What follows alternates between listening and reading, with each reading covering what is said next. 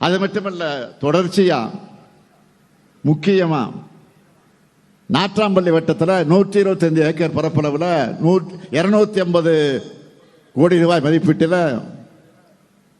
2500 வேலை வாய்ப்புகளை வழங்கக்கூடிய தோல் அல்லாத காலணி உற்பத்தி பூங்கா அமைக்கப்பட இருக்கு. திருப்பத்தூர், வாணியம்பாடி மற்றும் ஆம்பூர்ல பணிபுரியக்கூடிய பெண்களுக்கான விடுதிகள் அமையவிருக்கு. 15 கோடி ரூபாய் மதிப்பீட்டில் விளையாட்டு வளாகம் அமைக்கிற பணிகள் நடந்து கொண்டிருக்கிறது. ஏலகிரி மலையில் 15 கோடி ரூபாய் மதிப்பீட்டில் சுற்றுச்சாலை மேம்படுத்தப்பட இருக்கு. ஏலகிரி சுற்றுலா வசதிக்காக 10 கோடி ரூபாய் ஒதுக்கப்பட்டிருப்பதோடு ஒன்றிய சாலைகள் மாவட்ட சாலைகளாக தரம் உயர்த்தப்பட இருக்கு.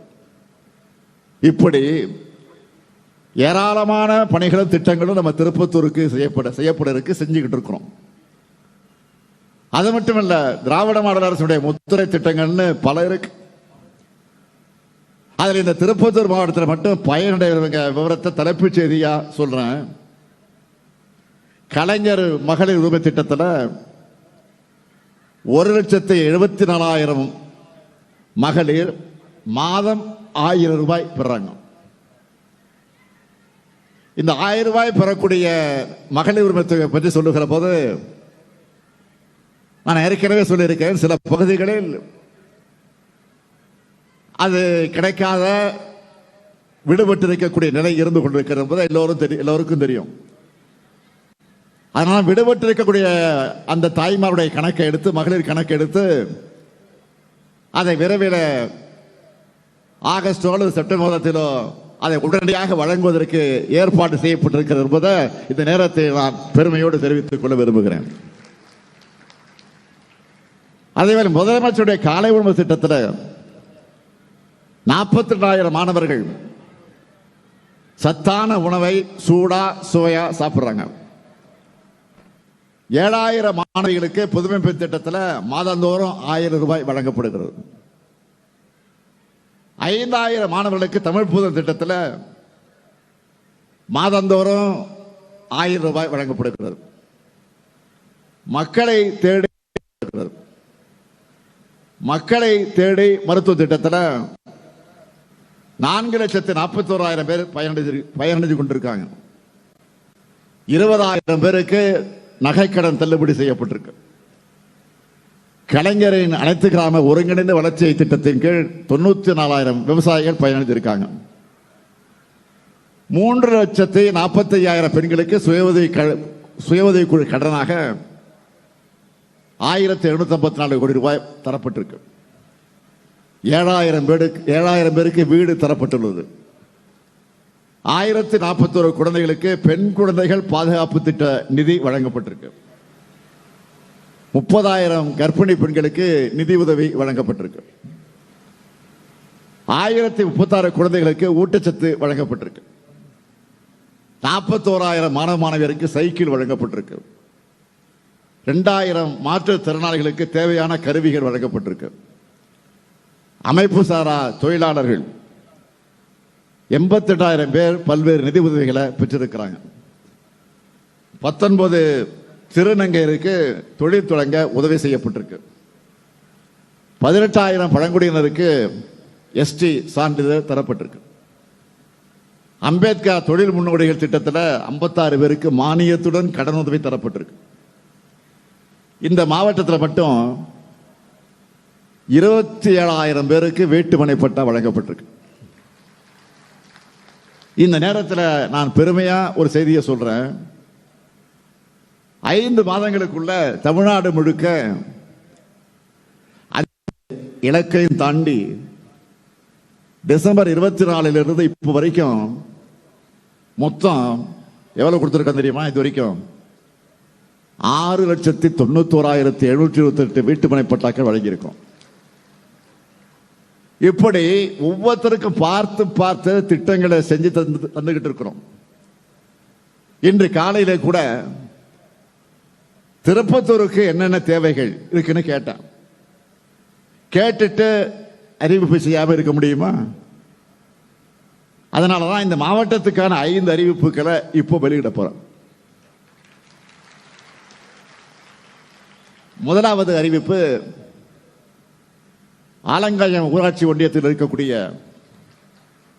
நெக்னாமலை பகுதியிலே வாழக்கூடிய குழந்தைகளுக்கு பள்ளிக்கு செல்லவும், பொதுமக்கள் மருத்துவ வசதிகள் பெறவும், வேளாண் விற்பனை பொருட்களை விற்பனை செய்யவும் 30 கோடி ரூபாய் செலவில் 7 கிலோமீட்டர் நீளமுள்ள சாலை அமைக்கப்படும்.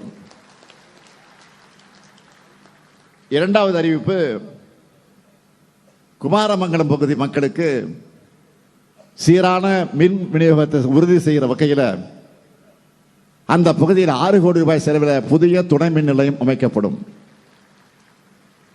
மூணாவது அறிவிப்பு, நல்லகுண்டா பகுதியில் ஏற்கனவே அறிவிக்கப்பட்டுள்ள தோல் அல்லாத காலணி உற்பத்தி பூங்காவை ஒட்டி 5000 பேருக்கு வேலை வாய்ப்புகள் வழங்குகிற வகையில் 250 ஏக்கர் பரப்பளவில் 200 கோடி ரூபாய் செலவில் புதிய சிப்காட் தொழிற்பூங்கா அமைக்கப்படும். நான்காவது அறிவிப்பு, திருப்பத்தூர் நகரத்தோட மைய பகுதியில் பழைய பேருந்து நிலையம் அமைஞ்சிருக்கக்கூடிய இடத்துல 18 கோடி ரூபாய் செலவில் அடுக்குமாடி வணிக வளாகம் அமைக்கப்படும். ஐந்தாவது அறிவிப்பு, ஆம்பூர் நகர மக்கள் பயன்பெறக்கூடிய வகையில் 1 கோடி ரூபாய் செலவில் புதிய நூலக கட்டடம் கட்டப்படும். நாம அறிவிப்புகளை மட்டும் பண்றதில்லை, அவற்றை விரைந்து செயல்படுத்தி அதையும் ஆய்வு செஞ்சுட்டு இருக்கிறோம், தொடர்ந்து ஆய்வு செஞ்சுட்டு இருக்கிறோம். நேற்று நான் திருப்பத்தூர் வரக்கூடிய வழியில் பூதலூர் ஊராட்சியில் இருக்கக்கூடிய கலைஞர் கனவு இல்லத்தை போய் பார்வையிட்டேன். அங்கே குடியிருந்த ஒரு தாய், அவரை போய் நான் சந்திச்சேன், வீட்டுக்குள்ள போய் சந்திச்சேன். அவங்க அடைந்த மகிழ்ச்சிக்கு அளவே இல்லை.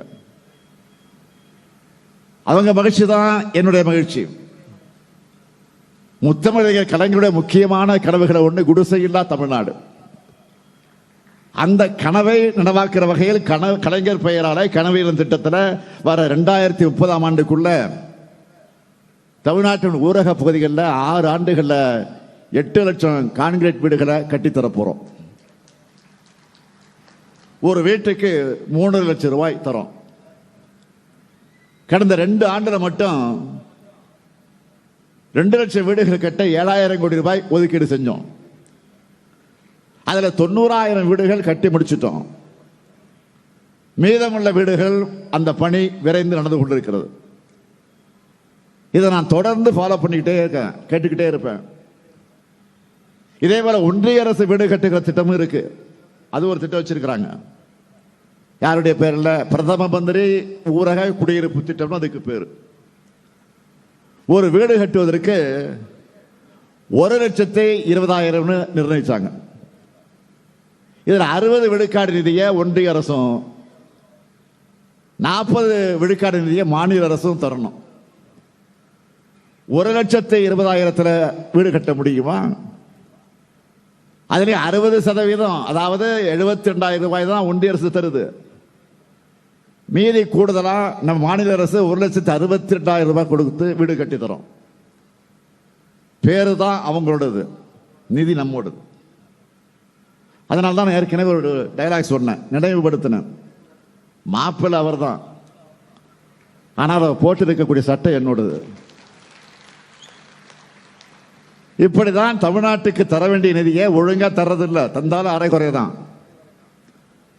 இந்த நிலையில ஒன்றியத்தில் இருக்கிறவங்களோட எண்ணம் எப்படி இருக்கு? தமிழ்நாட்டு மக்களை மதத்தால சாதியால பிளவுபடுத்த தொடர்ந்து முயற்சி செஞ்சுக்கிட்டு வராங்க. அவங்களால முடியாதப்போ இங்க இருக்கக்கூடிய அதிமுக கட்சியை சேர்த்துக்கிறாங்க. நாம கேட்கிறது, நாட்டில் வளர்ச்சி செய்யறது சரியுது, நாட்டில் இருக்கக்கூடிய வளர்ச்சி சரியுதுன்னு, மக்களுடைய வாழ்வாதாரம் பாதிக்கப்படுதுன்னு, வேலை வாய்ப்பு இல்லைன்னு சொன்னா பிஜேபி அதிமுகவும் மக்களை பற்றி கவலைப்படாம மதத்துக்காக கவலைப்படுறாங்க. இதுதான் அவங்க அரசியல். தமிழ்நாட்டில் மதத்துக்கு ஆபத்துன்னு அதிமுக வச்சுக்கிட்டு பாஜக பேசுறாங்க. உண்மையிலே சொன்னா தமிழ்நாட்டில் பாஜக கூட்டணிக்கு தான் இப்ப ஆபத்து. மிஸ்டு கால் எல்லாம் கொடுத்து பார்த்தாங்க கட்சியை வளர்க்க முடியாம போனவங்க. தங்களுடைய அரசியல் லாபத்துக்காக இப்ப கடவுள் பெற மிஸ்யூஸ் பண்றாங்க, மிஸ்யூஸ் பண்ணிட்டு இருக்கிறாங்க. இவங்களோட போலி பக்தியை, அரசியல் நாடகத்தை இங்க யாரும் ஏற்க மாட்டாங்க. இது தமிழ்நாடு, தந்தை பெரியார் உருவாக்கிய மண், அண்ணா வளர்த்த மண், கலைஞர் அவர்கள் இதை மீட்ட மண். தமிழ்நாடு அனைத்து மதத்தினருக்கும் தங்கள் உரிமையோடும் பிற மதத்தினரோட நல்லிணக்கத்தோடும் வாழுகிற மண் இது. கடந்த 4 ஆண்டு காலத்தில் தமிழ்நாடு வரலாற்று இல்லாத அளவுக்கு 3000 கோயில்களுக்கு குடமுழுக்கு நடத்தி இருக்கிறோம். அதே போல் 84 கோடி ரூபாய் மதிப்பீட்டில் தேவாலயங்களையும் மசூதிகளையும் புனரமைக்க நிதி ஒதுக்கி இருக்கிறோம். இதுதான் நம்ம திராவிட மாடல். இதையெல்லாம் பார்த்துத்தான் மதவாத அரசியல் பண்றவங்களுக்கு பத்திக்கிட்டு எரியுது. அவங்களால் தமிழ்நாட்டுக்கு செஞ்ச வளர்ச்சியை பத்தி பேச முடியல, ஓட்டு கேட்க முடியாது. செஞ்சிருந்தால் தானே சொல்ல முடியும். அதனால தான் இப்ப மதத்தை வச்சு அரசு செய்யலாம்னு பார்த்தா அங்கேயே திமுக ஸ்கோர் பண்ணிட்டாங்களே என்று கதறிட்டு இருக்காங்க. ஏதாவது ஒரு குழப்பத்தை ஏற்படுத்த படாத பாடுபடுறாங்க. அவங்களுக்கு நான் சொல்லிக் கொள்வது, மீண்டும் சொல்லுகிறேன், இந்த மண் தந்தை பெரியார் பண்படுத்தி இருக்கக்கூடிய மண், பேரறிஞர் அண்ணாவால் மேன்மைப்படுத்தப்பட்டிருக்கக்கூடிய மண், தலைவர் கலைஞர் அவர்களால் வளர்க்கப்பட்டிருக்கக்கூடிய மண். இப்படிப்பட்ட தலைவர்களை நீங்க கொச்சைப்படுத்தி வீடியோ போடுறீங்க. அதை கைகட்டி வேடிக்கை பார்க்குது யாரு? அண்ணா பேர்ல கட்சி நடத்துகிற கூட்டம். அண்ணா பேரையே அவங்க அடமானம் வச்சுட்டாங்க. இன்னைக்கு கட்சியை அடமானம் வைக்கிறவங்க நாளைக்கு தமிழ்நாட்டை அடமானம் வைக்க நாம அனுமதிக்க கூடாது.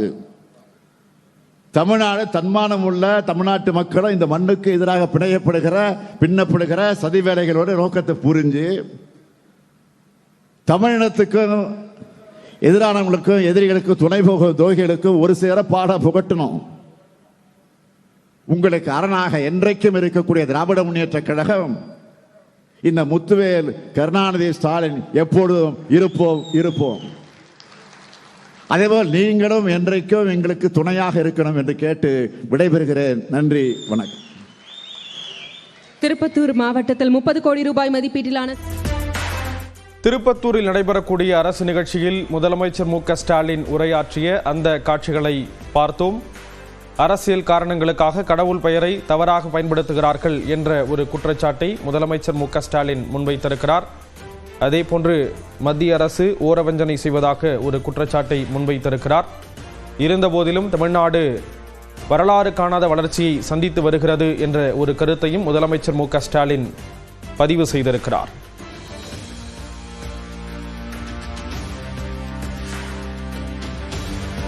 போலி பக்தி மூலம் அரசியல் செய்ய முயற்சி செய்கிறார்கள் என்ற ஒரு குற்றச்சாட்டை முதலமைச்சர் மு.க.ஸ்டாலின் தெரிவித்திருக்கிறார். திருப்பத்தூரில் அரசு நிகழ்ச்சி நடைபெறக்கூடிய நிலையில் பல்வேறு நலத்திட்ட உதவிகள் வழங்கப்படுகின்றன.